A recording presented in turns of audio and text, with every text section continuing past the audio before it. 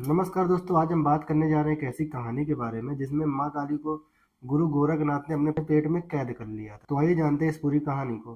गुरु गोरखनाथ एक महान योगी थे। उनकी साधना और शक्ति के बारे में कई कहानियां प्रचलित हैं। ऐसी एक कहानी माँ काली और गोरखनाथ के बीच युद्ध की है। एक बार की बात है, गुरु गोरखनाथ एक मार्ग से गुजर रहे थे। तभी वहां अचानक माँ काली प्रकट हो गई और बड़े ही क्रोध स्वर में बोली, तू इस मार्ग पर कैसे आ गया? देवी माँ काली को देखते ही गुरु गोरखनाथ ने उन्हें तुरंत प्रणाम किया और बोले, जय हो माँ काली। और बोले, माता आप इतना क्रोधित क्यों हैं? मुझसे कोई गलती हो गई क्या? तब माँ काली कहती हैं, ये मूर्ख योगी, तुझे इतना भी नहीं पता कि मेरे क्षेत्र में प्रवेश करने के बाद मुझे प्रसन्न करने के लिए तुझे किसी न किसी जानवर की बलि देनी होगी, तभी तू इस मार्ग से आगे जा सकता है। माता काली की बात सुनकर गुरु गोरखनाथ जी बोले कि मैं ऐसा योगी नहीं हूँ जो किसी जानवर की बलि आपको भेंट में चढ़ाऊंगा। यह बात सुनकर माँ काली का क्रोध और बढ़ जाता है और वो गुस्से में बोली, मैं ऐसी देवी हूँ जिसका क्रोध कोई शांत नहीं करवा सकता, चाहे वो कोई देवता हो या फिर भगवान ही क्यों ना हो।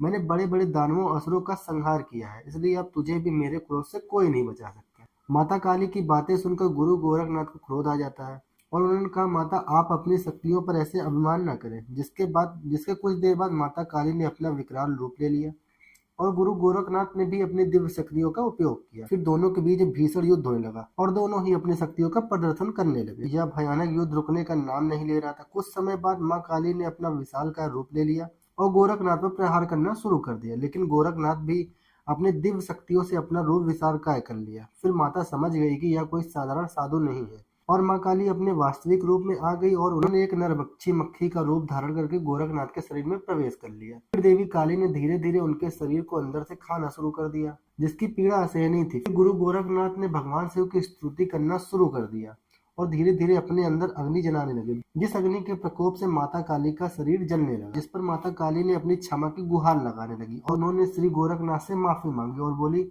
हे महान विद्वान गोरखनाथ, मुझे क्षमा कर दो। तुम्हारे अंदर शिव जैसा तेज है और इस अग्नि से मुझे अत्यंत पीड़ा हो रही है, जिसे मैं सहन नहीं कर पा रही हूँ। मुझे क्षमा कर दो। देवी काली की बात सुनकर गोरखनाथ का हृदय पसीज गया।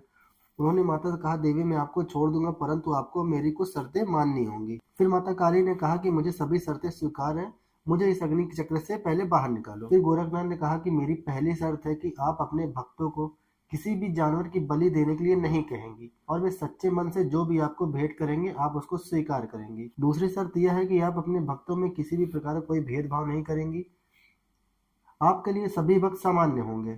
और आखिरी शर्त यह है कि आप किसी भी साधु या संत का अपमान नहीं करेंगी, उन्हें सम्मान की दृष्टि से देखेंगी। और गुरु गोरखनाथ की सभी बातें सुनकर माँ काली ने कहा, मैं आपकी सभी शर्तें मानती हूँ। फिर गुरु गोरखनाथ ने माता को अपने शरीर से बाहर निकाला।